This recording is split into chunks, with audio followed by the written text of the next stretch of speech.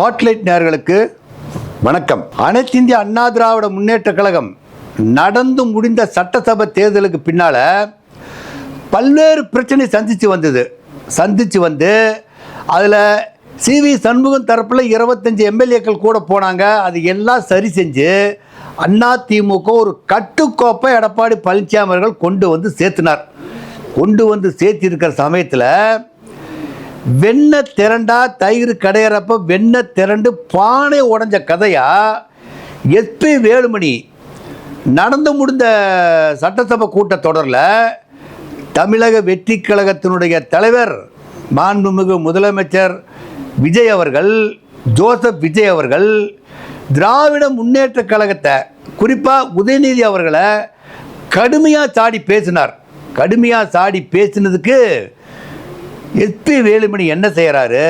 எல்லா கூட்டம் முடிஞ்சு போன முன்னையும் முதலமைச்சர் விஜய்கிட்ட நீங்கள் நல்லா பேசினீங்க அப்படின்னு சொல்லி கை குலுக்கிக்கிட்டு வரான்னு சொன்னால் இன்னும் அனைத்து இந்த அண்ணா திராவிட முன்னேற்ற கழகத்துக்கு அவர் சரிவட உடன்படவில்லைங்கிறதா அப்போ அர்த்தமாக தெரியுது.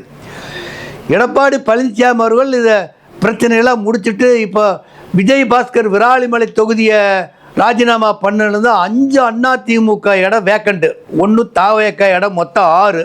இந்த 5 வேக்கண்ட் இடத்தையும் மீண்டும் அதிமுக ஜெயிக்கணுங்கிற வேலையில் அவர் தமிழ்நாடு முழுக்க போய் குறிப்பாக அந்த 5 தொகுதியிலும் போய் 6 தொகுதியிலுமே கான்சன்ட்ரேட் பண்ணுறாங்க.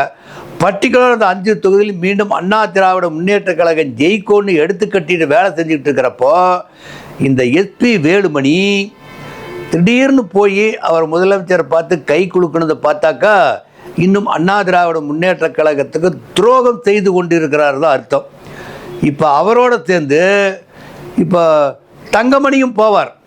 ஏன்னு கேட்டால் எல்லா மணியவே பார்த்து பழகணுங்க. அதிமுக ஆட்சியில் இருக்கிறப்ப எல்லாம் மணியை பார்த்து பழகினால இப்போ எங்கே போய் பார்த்தா நம்ம மணியை எடுக்க முடியும் அப்படிங்கிறக்காக இப்போ தாவேக்கா வெற்றி கழகத்தினுடைய அங்கே போய் ஐக்கியமாகிற மாதிரி மறைமுகமாக இருந்த சப்போர்ட்டை நேரடியாக அங்கே கொடுத்துக்கிட்டு இருக்கிறார். இப்போ இதனால் என்ன ஆகுதுன்னு சொன்னால் வேலுமணி இன்னும் திருந்திய பாடு இல்லை. இப்போ என்னமோ கோயம்புத்தூர் மாவட்டத்தில் வேலுமணி இருக்கக்கூடிய அந்த 6 தொகுதி ஜெயிச்சுட்டு வந்த மாதிரி ஜெயிச்சது ஒன்று கண்ணு ஒரு ஒன்று தான் ஜெயிச்சார். மற்றது எஸ்பி அவருக்கு இவர் செந்தில் பாலாஜி ஒரு தொகுதியில் மீதியெல்லாம் தமிழக வெற்றி கழகம் தான் ஜெயிச்சது. கோயம்புத்தூர் இவருக்கு செல்வாக்கு இருந்திருந்தால் எடப்பாடி பழனிசாமி அவர்களுக்கு சேலத்தில் செல்வாக்கு மாவட்டத்தில் இருக்கிறப்போ 6 தொகுதி ஜெயிச்ச மாதிரி ஒரு 6 தொகுதி ஜெயிச்சு காமிச்சிருந்தா வேலுமணிக்கு செல்வாக்கு இருக்குதுன்னு அர்த்தம். ஆனால் வேலுமணிக்கு செல்வாக்கு குறைஞ்ச காரணத்தினால அவரே தப்பிச்சோ புச்சுக்கோ தம்பராம் புண்ணியத்தில் ஜெயிச்சு உட்காந்துருக்கிறாரு. இந்த சமயத்தில் இவர் செஞ்சிகிட்டு இருக்கிற காரியம் அனைத்து இந்த அண்ணா திராவிட முன்னேற்ற கழகத்தில் இருக்கிற தொண்டர்களை சலிப்படைய செய்யுது. இப்போ 5 தொகுதியில் இருக்கிறப்ப வேலுமணி குறிப்பாக கொங்கு மண்டலம்னு சொல்கிறப்போ கொங்கு மண்டலத்தில் இப்போ தாராபுரம் இருக்குது, பெருந்தறி இருக்குது. இந்த 2 தொகுதியை கான்சன்ட்ரேட் எடுத்து வேலை செய்யறதுக்கு வேலுமணி தானாக முன் செஞ்சு இருக்கணும். எடப்பாடி பழனிசாமி அவர்கள் சொல்கிறாரோ இல்லையோ எல்லாம் ஒன்று சேர்ந்த பிற்பாடு எடப்பாடி பழனிசாமி அவர்கள் தலைவரை அந்த 2 தொகுதி எம்பொறுப்பில் விட்டுருங்க, நான் பார்த்துக்கிறேன். மீதி இருக்கக்கூடிய நீங்கள் 3 தொகுதி போய் பாருங்கள். மதுராந்தகத்தில் போய் பாருங்கள், நீங்கள் விராலிமலை போய் பாருங்கள். அங்கே இவங்களை போய் இசைக்கு சுப்பையா போனார், அந்த தொகுதி போய் பாருங்கள். நீங்கள் நான் அந்த 2 தொகுதியை இன்சார்ஜ் எடுத்துக்கிறேன்னு சொல்லி தொகுதியில் வேலை செய்ய வந்திருக்கணும். ஏன்னா இப்போ எஸ்பி வேலுமனுடைய கையால் தான் பெருந்தறையில் ஜெயிச்ச ஜெயக்குமாருக்கு பண உதவி செஞ்சவரே வேலுமணி அவர்கள் தான். இவங்க பேச்சை கேட்டுக்கிட்டு தான் அவங்க சத்தியபாமா இவங்களும் போனாங்க. இப்போ அந்த தொகுதியை வென்று காட்டக்கூடிய பொறுப்பு எங்களுக்கு விடுங்கன்னு சொல்லி வேலுமணி வந்திருக்கணும். இந்த சமயத்தில் இப்போ தமிழக வெற்றி கழகத்தை பற்றி நம்ம குறை சொல்கிறதுங்கிறது சொல்ல முடியாது. ஏன்னா நாம தான் போய் அவங்ககிட்ட வழி போகிறோம்.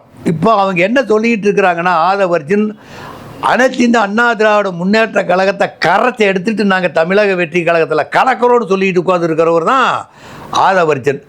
அதுக்கு தூபக்கோல் போடுறவர் தான் நம்ம எஸ்பி வேலுமணி. அந்த வார்த்தை சொன்னதுக்கு எஸ்பி வேலுமணி கடும் கண்டனத்தை தெரிவிச்சிருக்கணும். இதுக்கு முன்னே தெரிவிச்சிருக்க வேண்டியதில்லை. என்னைக்கு ஆதவர்ஜன் இந்த வார்த்தையை சொன்னோன்னே ஆதவர்ஜனுடைய அந்த பதிலுக்கு கடும் கண்டனத்தை தெரிவிச்சிருந்தா தான் எஸ்பி வேலுமே அதிமுகவுக்கு விசுவாசமாக இருக்கிறார் என்று அர்த்தம். இப்போது எடப்பாடி பழனிசாமி அவர்கள் எஸ்பி வேலுமணி நம்பி பொறுப்பை ஒப்படைக்கிறதுக்கு இன்னும் தயங்கி கொண்டு தான் இருக்கிறார். அவர் முழு பொறுப்பு அவர்கிட்ட கொடுக்கறதுக்கு தயாராக இல்லை. இப்போது எடப்பாடி பழனிசாமி அவர்கள் நேர்லேயே களத்தில் குதிக்கிறார். 6 தொகுதியும் நானே நேரில் போய் என்னுடைய மேற்பார்வையிலே நான் தொகுதியை பார்த்துக்கிறேன், எல்லாம் கூட சப்போர்ட்டுக்கு நின்னா போதுங்கிற முடிவில் தான் அவர் இப்போ தொகுதியை மேம்பாட்டு செஞ்சுக்கிட்டு இருக்கிறாங்க. இனி கூடிய சீக்கிரத்தில் இந்த 6 தொகுதிக்கும் தேர்தல் நடத்துவதற்குண்டான அந்த எலக்ட்ரானிக் மிஷினில் தயார் பண்ணி வச்சுட்டாங்க. ஒவ்வொரு தொகுதியிலையும் அந்தந்த தொகுதியில் இருக்கக்கூடியதில் அதிகாரிகள் எப்படினாலும் தேர்தல் அறிவிக்கலாம் அப்படிங்கிற சொல்ல தேர்தலுக்கு தயாராக அந்தந்த ஏரியாவில் கொண்டுட்டு போய் மிஷினை தயாராக வச்சுட்டாங்க. அதை பரிசோதனையும் செஞ்சு பார்த்துட்டாங்க. ஒரு 6 இப்போ கிட்டத்தட்ட 1.5 மாதம் ஆகிப்போச்சு. இப்போ 6 மாதத்துக்குள்ளே இன்னொரு 1 மாதத்தில் தேர்தல் தேதி அறிவிச்சிருவாங்க. அப்போ தான் அடுத்தது இந்த 6 மாதம் அடுத்த தடவை நடக்கக்கூடிய ஒரு நம்பிக்கையில்லா தீர்மானத்துக்கு இந்த 6 தொகுதிகளையும் தமிழக வெற்றி கழகம் தோல்வி உறு என்று சொன்னால் அதிமுக வெற்றி பெற்று சொன்னாக்கா எடப்பாடி பழனிசாமி அவர்கள் சொன்ன மாதிரி நாற்காலியில் 4 காலில் 2 கால் உருவி எடுக்கப்பட்டதாக அர்த்தம். அந்த மாதிரி ஒரு சூழ்நிலை ஏற்பட்டுச்சுனாக்கா 2 நாற்காலி கால் உடைக்கப்படுகிறப்ப என்னாகும்? ஆட்சி கலைக்கப்படும். இந்த மாதிரி சூழ்நிலை வந்துருச்சுன்னு வச்சுக்கோங்க.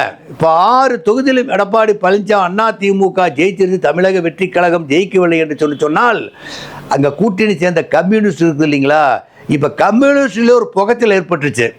அதில் மகேந்திரன் அவர்கள் தாவேக்கால போய் சேர்ந்துக்கிட்டாங்க. ஆனால் இது தாவேக்கால சேர்ந்த சண்முகம், கம்யூனிஸ்ட் கட்சியில் இருக்கிற செயலாளராக இருக்கக்கூடிய சண்முகத்துக்கு அது அவங்களுக்குள்ள உடன்படலை. இன்னும் தாவேக்கா செஞ்சது தவறுங்கிற காரியத்தை தான் அவர் சொல்லிக்கிட்டு உட்காந்துருக்கிறாரு. இந்த தொகுதியினுடைய ரிசல்ட் வந்துருச்சு அப்படின்னாக்கா இந்த கம்யூனிஸ்ட் நாளும் வெளியே வர தயாராக இருக்கும். காங்கிரஸ் வராது, அவர் 2 மந்திரி இருக்கிறாங்க. விடுதலை திருத்திகளும் வராது, அவங்களும் மந்திரி பதவியில் இருக்கிறாங்க. முஸ்லீம் லீக்கும் இந்த ஷாஜகானுக்கு அவர் ஒரு மந்திரி பதவி கொடுத்துட்டாங்க, அதனால் அவங்களும் வரமாட்டாங்க. அப்போ 4 கம்யூனிஸ்ட் வெளியே வந்ததுனாக்கா மீண்டும் ஒரு சட்டத்தொகை தொகுதி ஏற்படுற சூழ்நிலையில் ஓட்டெடுப்பு கண்டிப்பாக 6 மாதத்துக்கு பின்னால் நடத்தியே தீரணும். அப்படி நடத்தினா தான் தமிழக வெற்றி கழகம் போன தடவை அதிமுக 25 ஓட்டை போட்டு அவங்க 140 144 ஓட்டை வாங்கி பதவியை தக்க வச்சு ஆட்சியை தக்க வச்சாங்க. இப்போ விஜயன் அவர்களுடைய பேச்சு ஏளனமான பேச்சு இப்போ பொதுமக்கள்கிட்ட கெட்ட பேர் தான் உண்டாகிட்டு இருக்குது. இப்போ ஆட்சி அமைச்சு எல்லா குற்றச்செயல் நடக்கிறது பூரா தமிழக வெற்றி கழகத்தில் இருக்கிறவங்க தான் குற்றச்செயல் நடத்திக்கிட்டு இருக்கிறாங்கிறத வெட்ட வெளிச்சமாக வந்துருச்சு. பஸ்ஸு டிரைவரை பிடிச்சி அடிக்கிறாங்க, பெண்களை பாலிகளுக்கு துன்புறுத்துகிறாங்க. இப்போ அண்மையில் சட்டசபையில் விஜய் அவர்கள் ஒரு செய்கை செஞ்சு காமிச்சார். இப்படி செஞ்சு காமிச்சதுட்டு இப்படி தூக்கி காமிச்சு எங்கள் அப்பாவை காணோன்னு ஒரு கதை சொன்னார்.